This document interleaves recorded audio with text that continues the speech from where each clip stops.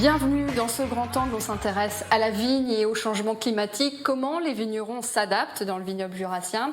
Hier, nous étions au milieu des vignes hybrides de Valentin Morel et aujourd'hui, on le rejoint sur son domaine, les pieds sur terre. Bonjour. Bonjour. Vous allez nous faire découvrir la cuvée de ces assemblages, c'est ça même. cépages hybrides. C'est ça même. Alors, de la vigne dans laquelle on était hier. C'est ça. Les mains dans le cambouis. Mais pas un genou à terre.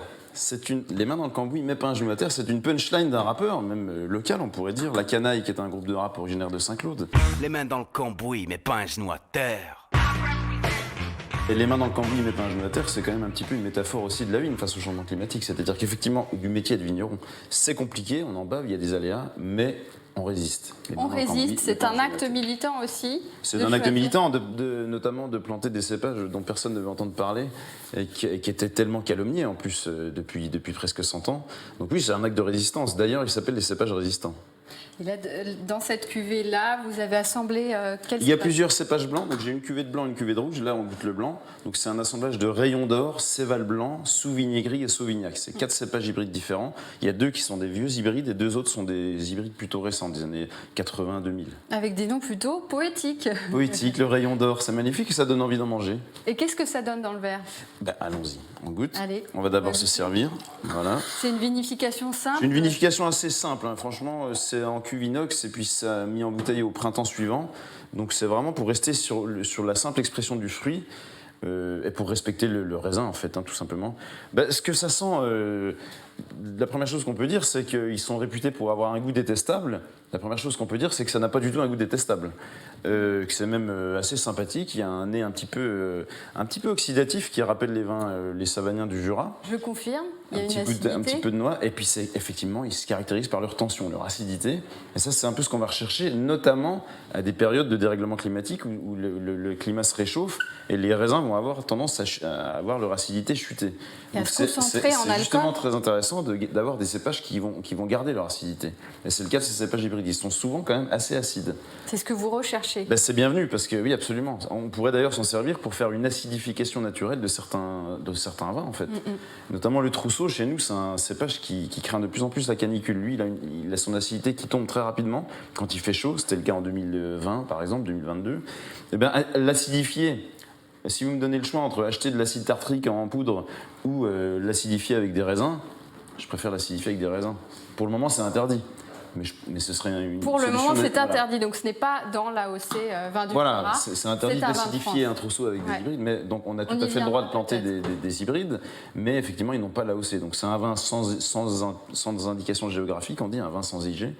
Donc, il n'a pas l'AOC Côte du Jura. Mais j'ai bon espoir que ça change. On rappelle que vous racontez toute votre expérience dans ce livre, un autre vin aux éditions Flammarion, comment penser la vigne face à la crise écologique. Merci beaucoup, Valentin. Avec grand plaisir.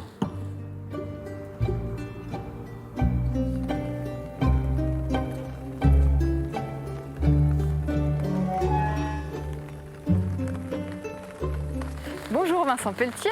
Bonjour. On se trouve ici dans un musée à ciel ouvert, face à des cépages oubliés. Il y a combien de pieds ici Alors, de cépages? il y a 47 cépages sur les 52 qui étaient présents en Franche-Comté avant la crise du phylloxéra. Il faut dire que c'est sous l'initiative de la mairie de Château-Chalon et en participation avec les vignerons que ce projet fut créé. Tout ça basé sur le travail de Charles Rouget, l'ampélographe, qui a travaillé là-dessus. C'est une vigne conservatoire. Vigne conservatoire qui permet de remonter l'histoire du vignoble jurassien. Exactement.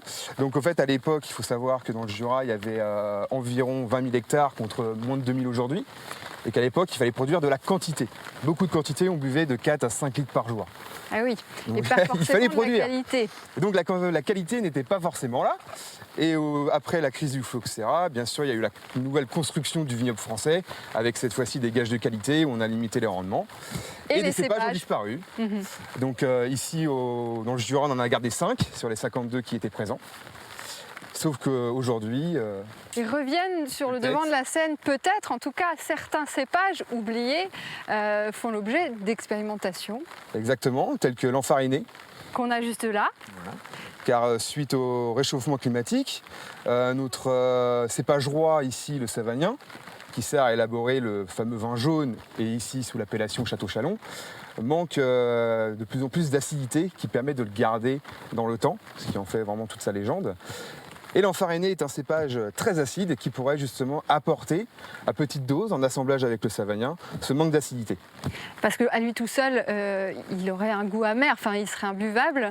Ah, pas amer, très acide, enfin oui, imbuvable, Oui. ça assécherait la bouche, enfin ce serait pas bon, je vous le déconseille en tout cas. D'ici 2100, les températures moyennes vont augmenter de C'est ça. 4 degrés, en tout cas c'est le GIEC qui donne ce scénario-là, et certains cépages vont disparaître. C'est possible, hein. On pense par exemple au Poulsard, qui est un cépage assez fragile, qui est fragile au gel, à la grêle, mais surtout au réchauffement climatique, à la chaleur. Donc l'appellation réfléchit à introduire, pourquoi pas, de nouveaux cépages à Pourquoi l'avenir. pas, justement, ce serait une petite révolution, Merci beaucoup. mais de rien. Vincent Pelletier, vous voyez, la vigne face au changement climatique amène beaucoup de questions. On a répondu à certaines, mais on continuera dans un prochain numéro. À bientôt.